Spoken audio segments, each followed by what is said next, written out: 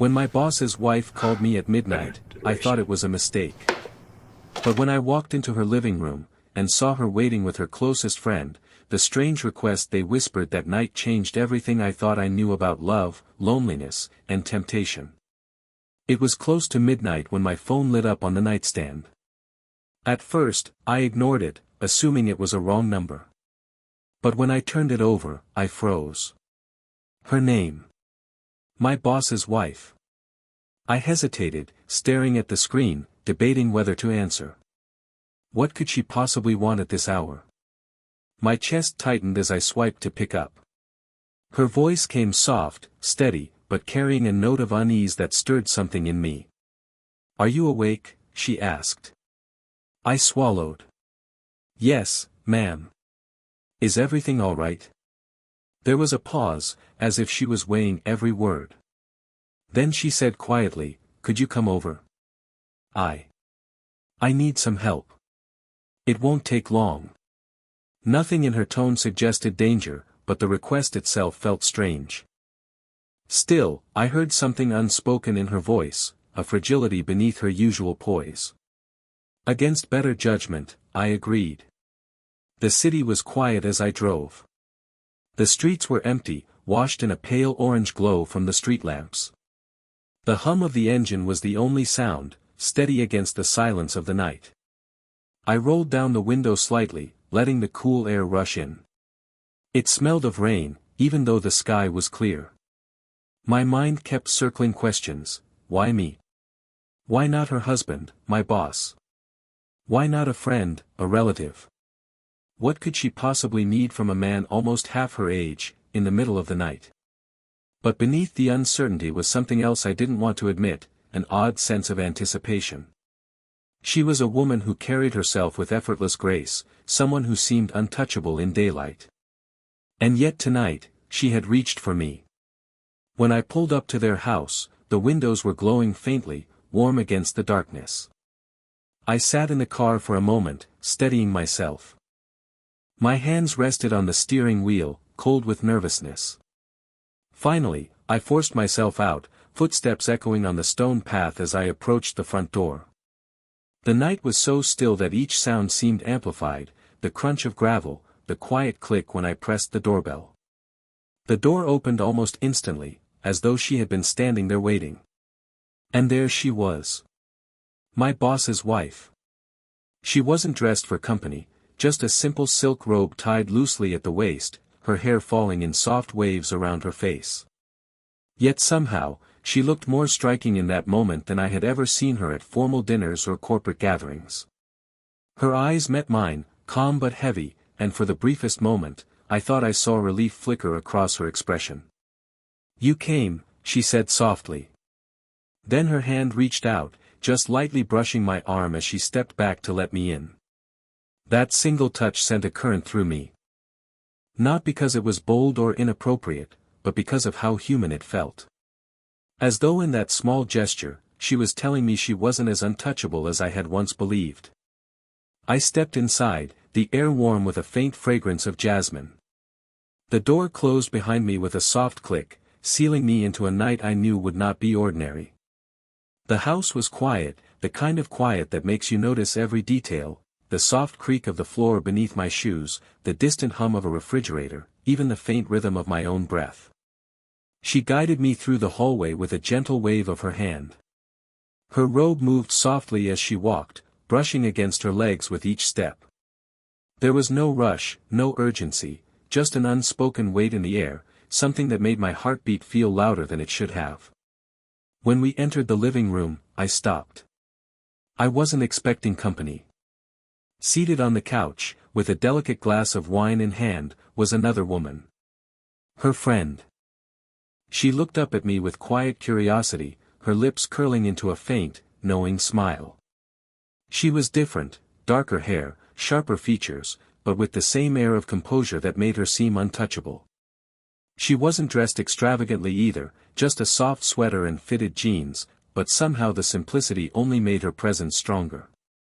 "This is my friend," my boss's wife said, her voice carrying a mixture of ease and tension, as though she'd been rehearsing the introduction.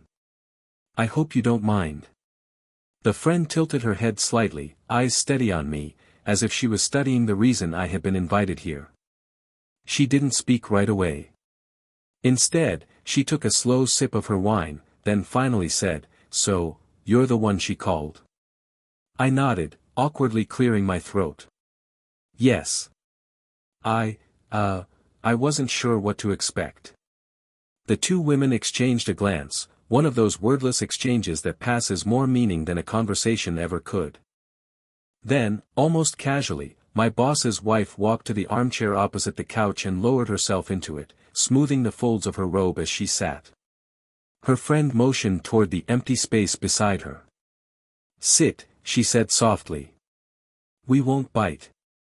I managed a nervous smile and lowered myself onto the couch, leaving what I thought was a respectful gap of space between us. But even from that distance, I could sense her warmth, the faint trace of her perfume, something floral with an edge of spice. The room itself was dim, lit only by a tall lamp in the corner. Its amber glow softened the edges of everything, turning sharp lines into shadows, making the atmosphere feel almost unreal. The faint tick of the wall clock was the only reminder that time was still moving forward. As I leaned back, my boss's wife reached for my coat. "Let me," she said, her fingers brushing against my wrist as she slid it off. The contact was fleeting, light as silk, but it left behind a strange heat, a quiet echo that lingered long after her hand had moved away. Her friend noticed. I could tell by the way her eyes flicked to my face, a spark of amusement hiding in them. She didn't say anything, but her lips curved into the faintest smirk, as though she could already read the thoughts I was trying to suppress. I realized then that I was no longer simply a guest. I had stepped into something intimate. Something carefully woven between these two women, and now, whether I understood it or not, I was part of it.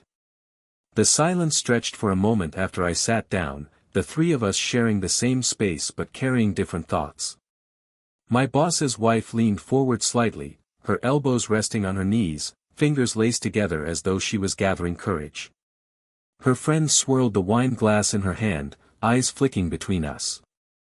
She seemed more at ease, yet her calmness felt deliberate, like she was waiting for the moment when something unspoken would finally be said. I cleared my throat, trying to bridge the silence. "So, what is it you needed help with?" The wife's eyes lifted to mine. They were steady, but behind them was a softness I had never seen before. At company events, she always carried herself with flawless composure, polished, untouchable. But now, in the dim amber glow of her living room, she looked human. She paused, glancing at her friend as though searching for silent reassurance. Then she looked back at me. "I didn't want to be alone tonight." The words hung there, heavy and simple. Her friend placed her glass on the coffee table and leaned back, studying me with a quiet, measured gaze. "We both didn't." I blinked, unsure if I had misheard. "You called me here just for company?" "Yes," the wife said softly. "Not for work. Not for anything else. Just company." She let out a breath, a half-laugh that sounded more like surrender than amusement. "You must think that sounds foolish." I shook my head quickly. "No. Not at all. I just didn't expect it." Her friend leaned closer, resting one arm casually along the back of the couch. The movement brought her shoulder nearer to mine, close enough that I could feel the warmth radiating through the fabric of her sweater. Her voice lowered, more intimate now. "Sometimes," she said, "what people need most is simply another presence in the room. Someone who doesn't judge. Someone who listens." Her eyes lingered on mine a moment longer before drifting away. The wife rose to pour tea from a waiting pot, her movements unhurried, graceful. The faint clink of porcelain filled the silence, followed by the delicate aroma of jasmine leaves steeped in hot water.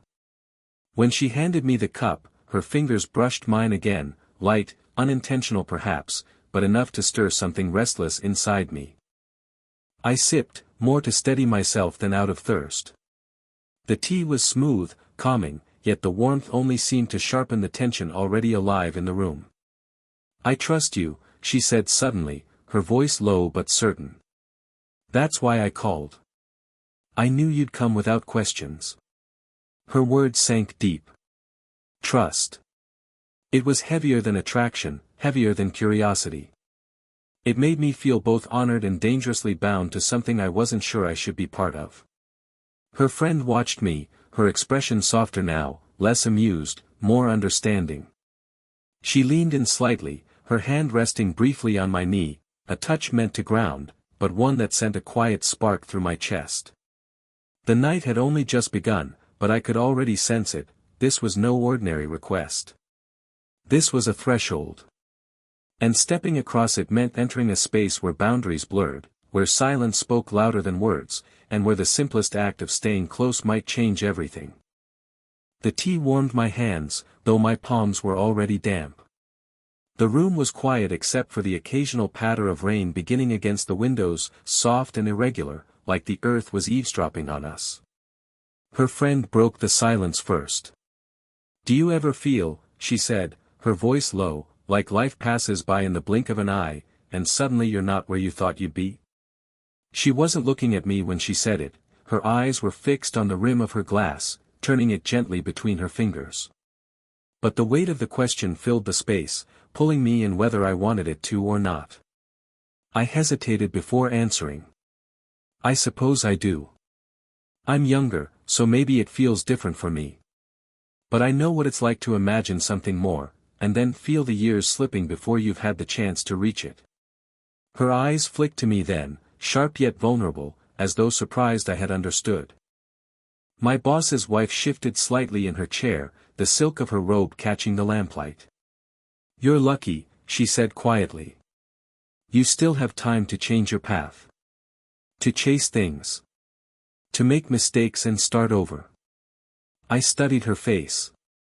Beneath the composure, I caught the faint tremor in her expression, a sadness she tried to hide but couldn't entirely. "Do you feel like you can't?" I asked softly. Her lips pressed together, almost into a smile, but not quite. "Marriage, reputation, responsibilities. They shape you. Sometimes they cage you. And after a while, you forget what it even feels like to just want something without thinking of consequences." Her words hit deeper than I expected. I glanced between the two women, both of them so composed, yet here they were, revealing pieces of themselves that I doubted many had ever seen. The friend leaned closer, her hand settling gently on my knee, grounding me. "That's why you're here," she said, her voice tender now. "Not to fix us. Not to judge us. Just to hear us. To remind us we're still seen." Her touch was warm, steady, yet it carried a weight that made my chest tighten. The wife rose from her chair and walked toward me. My breath caught, not because she was doing anything dramatic, but because of the smallness of the gesture. She bent slightly, her fingers brushing against my collar. "It's crooked," she murmured. She straightened it carefully, her knuckles grazing my skin. The act was motherly, almost casual, but the softness in her eyes as she lingered said otherwise. For a moment, I couldn't move. Their vulnerability was disarming. They weren't asking for confessions of love, or promises, or anything grand. They were asking to be real in a world where they had to stay flawless. And somehow, sitting between them, I became part of that fragile honesty. The rain outside grew steadier, a hushed rhythm against the windows. I looked at both women, the trust in their eyes, the silence asking me to stay. And in that quiet moment, I realized the night was no longer about a request. It was about connection, raw, unguarded, and impossibly rare. The rain outside had grown heavier, its rhythm steady against the glass, filling the room with a soothing backdrop. The lamp's golden light softened the edges of everything, blurring the lines between reality and dream. It felt like the world beyond those walls had disappeared, leaving only us, three people suspended in a fragile moment of honesty. At some point, the conversation faded into silence. Not an uncomfortable silence, but one that felt alive. Every breath, every shift of movement seemed to carry meaning. The friend set her empty wine glass aside and pulled her legs up onto the couch, sitting sideways so she faced me fully. The motion brought her closer, her knee brushing lightly against my thigh. She didn't move it away. Instead, she rested her chin on her hand and studied me with an expression that was equal parts curious and tender. "You're quieter than I expected," she said softly. "But I think that's why she trusts you." Her words made the wife smile faintly from her armchair. "He listens," she said. Her voice was gentle, but there was something in her tone that made my chest tighten, like the simple act of listening meant more to her than I could possibly understand. A moment later, she rose from her chair and crossed the room, the silk of her robe whispering against the floor. She lowered herself onto the couch beside me, on the opposite side of her friend. I felt the cushion sink, her presence settling close enough that her shoulder brushed against my arm. Now, I was caught between them. Neither of them spoke. They didn't need to. The warmth of their bodies pressed lightly against me, the faint mingling of their perfumes, floral and spicy, soft and sharp, wrapped around me like a spell. The wife's hand rested on the couch cushion, her fingers just inches from mine. I could feel the heat radiating from her skin, the tension of something unsaid hanging in the air. Her friend leaned in slightly, so close that a strand of her dark hair brushed my cheek. The touch was feather-light, but my pulse jumped all the same. She smiled faintly, almost as if she had felt it too, but she said nothing. I sat there, heart racing, afraid to move, afraid to shatter the delicate balance. For a long time, we stayed like that, close, quiet, breathing the same air. The silence grew heavy, but not in a way that begged to be broken. It was the kind of silence that carried more weight than words ever could. The wife finally exhaled, her shoulder relaxing against mine. "It feels good," she whispered, almost to herself. "Not to feel alone." Her friend nodded slowly, her gaze still on me. Then, in a gesture so simple yet so powerful, she let her hand drift until it brushed against mine. Not holding, not grasping, just the gentlest contact, skin to skin. That tiny spark of touch, paired with the steady weight of the wife leaning against me, made the air impossibly thick. And in that moment, I realized the bond had already been formed, not through grand declarations, but through closeness, silence, and the quiet courage of two women allowing themselves to be vulnerable in my presence. The rain outside kept falling, steady and endless, as if time itself had slowed to witness the fragile intimacy of that midnight bond. The room seemed smaller now, as if the rain outside had pressed the walls closer together. The wife rested against my shoulder, her silk robe brushing lightly against my arm, while her friend's hand lingered near mine, her fingers occasionally grazing as though testing whether I would pull away. I didn't. I had never been in such a moment, so still, yet so unbearably charged. My pulse thudded in my ears, every sense heightened. The faint scent of jasmine tea mixed with the sharper fragrance of wine, the warmth of their bodies on either side of me created a cocoon I didn't want to step out of. Finally, the wife lifted her head just enough to look at me. Her eyes were softer now, stripped of the guarded elegance I had always seen in her. There was no mask, no pretense, only weariness and quiet hope. "Can I ask you something?" she whispered. I nodded, afraid to trust my voice. "Don't leave tonight." The words were simple, but the way she said them, trembling between request and plea, made my chest ache. Her friend's hand shifted then, sliding fully into mine. Her grip was warm, steady, grounding. She added in a tone that was calm but carried weight, "We don't need anything from you, except this. Your presence. Just stay." I exhaled slowly, realizing this was what the night had been leading to, not a secret affair, not a dangerous temptation, but something quieter, something more fragile. They didn't want passion. They wanted comfort. They wanted someone to carry the silence with them until morning. "I'll stay," I said finally, my voice low but certain.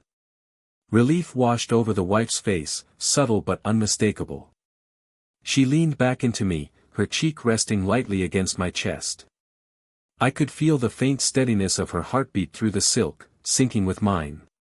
Her friend tightened her grip on my hand for a moment, then relaxed, her head settling against my other shoulder. The weight of both of them pressed into me, anchoring me, as though I was the pillar they had chosen to lean on. The clock ticked steadily in the background, but I lost track of time. Minutes bled into hours as we sat there, not speaking, not moving more than the gentle rise and fall of our breathing. Occasionally, one would shift slightly, her friend brushing her hair back from her face, the wife adjusting the robe at her waist, but always they returned to me, as if afraid I might disappear if they let go. And strangely, I didn't feel trapped. I felt needed. I thought of the wife's earlier words, about cages, responsibilities, and the ache of wanting something without consequences. Perhaps this was what she meant. Perhaps this was their rebellion, not against fidelity or morality, but against loneliness itself. As the rain softened outside, I felt both women grow heavier against me, their breathing deepening.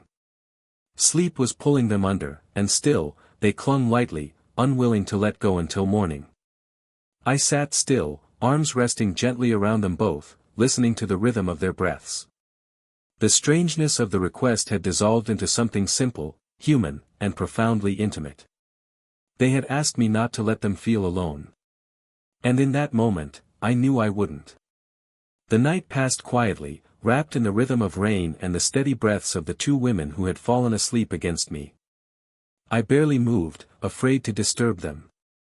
Instead, I sat in stillness, listening to the soft rise and fall of their breathing, feeling the warmth of their bodies pressed gently against mine.